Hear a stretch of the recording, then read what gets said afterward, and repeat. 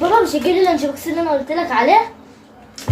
احنا مش اتكلمنا في الموضوع دوت وقفلناه وخلاص وجبت لكم الحاجه كلها بتاعت المدرسه. بس فاضل حاجه واحده بقى يا بابا، السبلايز بتاع حنين. سبلايز؟ لا، جو اشتغالات الصناعيه اللي انت بتعمليه انت وامك ده ما يمشيش معايا، وتفضلي تقولي لي في كلام مش فاهمه عشان تاخدوا لكم مني قرشين، مش هيمشي معايا الكلام دوت. صناعيات يا بابا اللي انت بتقول عليه يا بابا يا حبيبي، السبلايز ده من ادوات المدرسه.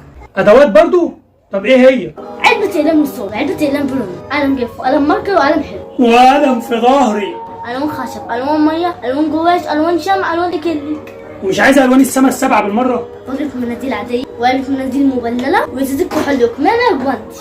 او ماله، كمامه وكحول وجوانتي وانبوبه اكسجين وجهاز رسم قلب. وبس كده يا سي بابا، فاضل بس شويه حاجات بسيطه. عندك مثلا قص ولزق، سلسال وصمغ، زراير ملونه، طقم اطباق فوم. اه طبعا، طقم اطباق فوم وطقم اطباق صيني والحلق الكوبال والطاسات تيفال والنيش عشان اهل العريس ما ياكلوش وشنا.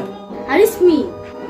عريس اختك، مش ده جهازها؟ ما هو دي استحاله تكون ادوات مدرسه. في يا بابا وكلها حاجات عاديه، مش كفايه ما جبتليش اللانش بوكس؟ دي كلها حاجات بتجيش ب1000 2000 جنيه.